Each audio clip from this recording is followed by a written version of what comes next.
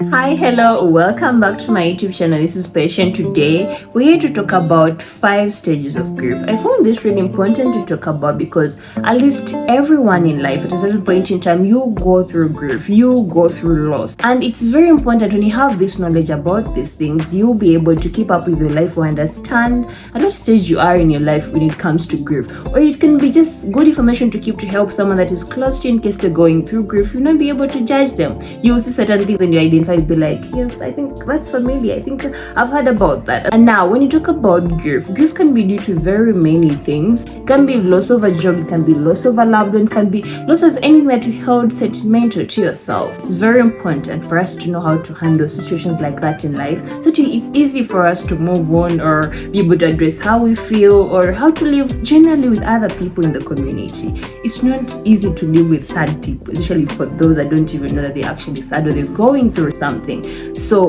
this information is just good for you to know, even if you've not gone through grief before, you think you'll never go through grief. It's just important for you to know. Although certain books have documented 7 stages of grief, they can all be summarized into 5 major stages of grief.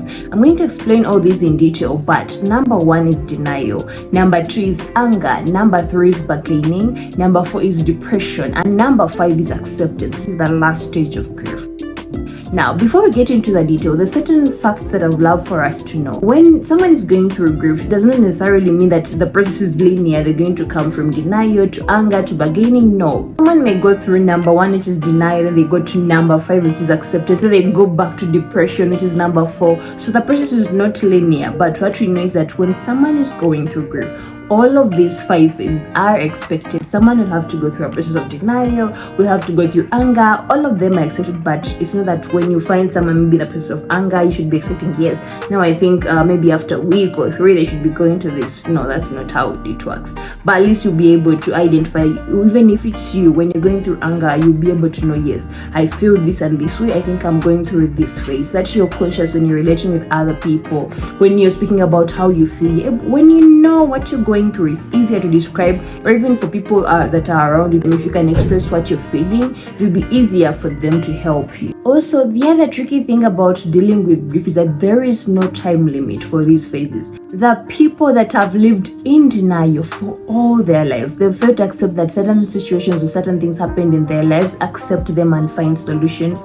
So things like that happen. But you know, the beauty about knowing is that you're able to address these things. When you have insight about your problem, it will be easy for you to address it. Now, let's get into what the video is about today. Starting off with number 1, denial. Now, what happens in this phase? I want you to picture a scenario. Someone has lost their parent in an accident. They don't know yet, you're the person supposed to break the news to them. Now, the parent has not been sick, they've not been going through anything. Maybe they even spoke to them the previous day and everything was okay. So when you break it to this individual that their parent is no more, their initial reaction will be, there is no way. They cannot believe that.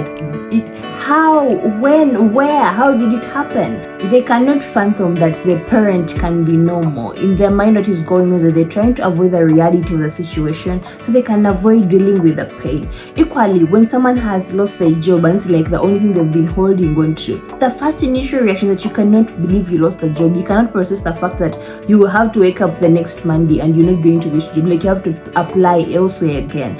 Anything that is tragic in your life, when it comes to loss, it is very hard initially to accept that this thing actually happened to you as an individual, or to even anyone close to you or to your loved one. It can be a terminal illness. When they break the news to you as a family or as the person going to deal with the illness, at first you will not believe it. Like, me? Really? No, there is no way. So that's what usually happens in denial. Someone is denying those feelings. They cannot believe it. Cannot happen to me.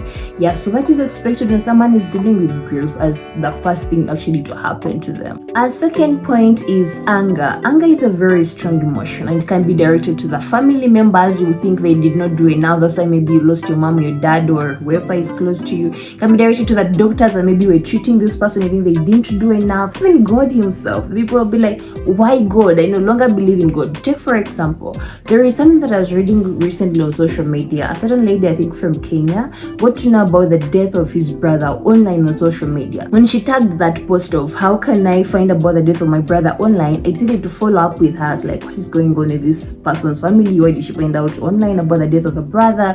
So hours later, she posted something like, God is the most unfair person I have never met. I read that post. I could feel the anger of this person, and for her, anger was targeted to God. She was blaming all these things to God. At least she was ready from denial. She's now trying to accept, yes, I think the person is dead, but now who do I blame for this? Yeah.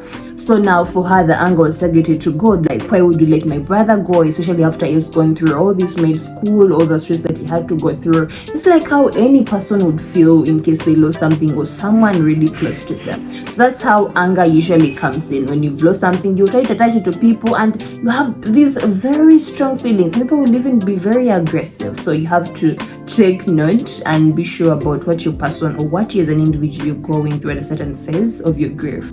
Stage number 3 is bargaining. If you've had statements like, if I had come in earlier, they would not have died, or if I had spoken to them the previous day, maybe they would have opened up to me, things would have been okay, or if I had done this differently, things would have been okay. Statements like that, that's when someone is under the bargaining phase. Or when someone is diagnosed with maybe lung cancer, they've been like a chronic smoker, they'll have statements in the minds of, God, forgive me at least for this last time. Let this test be wrong. I would never smoke again. Or maybe someone does a pregnancy test and it turns out positive, and they're praying in the head, God, please let me take this last test, and please let me find it negative. This will be the last time I will be doing this. I will never go back to maybe unprotected sex or anything in that direction. Or maybe it could also be a relationship. Maybe you know this is actually ending, but somehow you feel like you can make it a friendship so that maybe you can just keep in touch with this person.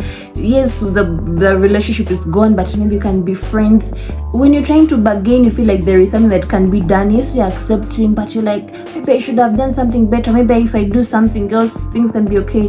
Or maybe someone, yes, has been diagnosed with a terminal illness, like I said, and now you're trying to go to like other doctors. Maybe you're like, maybe these doctors didn't do really well. Maybe there's a test they missed. Maybe they interpreted wrongly. Let's go try other hospitals. Let's go try someone else.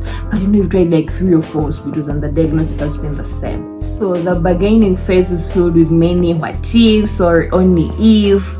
So when you find people in that kind of phase, or if you feel like you have those common statements in your mind, or you're talking about them, you know you are at that phase in grief. But it's okay, be easy on yourself. Things will be okay eventually. Don't be hard on yourself. And then to our 4th point, something I've talked about commonly on my YouTube videos, depression. This may not necessarily be like the major depression or you have those major symptoms. It can be minor depression. That reality check starts to kick in, like this may actually be the situation. Like this is going to be the reality of my life, so I'm going to go about it. Like you no longer feel the worth of living. Your mood is generally low. If you know anyone that can be depressed, that can also lead to suicidal tendencies. Sometimes if someone doesn't properly deal with it, like I want you to imagine you've lost your parent and now you've going through denial, the anger is done, bargaining, if you could have helped, everything is done. Now you're trying to deal with it. Actually, my parent is gone. Like, what am I going to do? How am I going to survive in life without them? Is going to provide for me?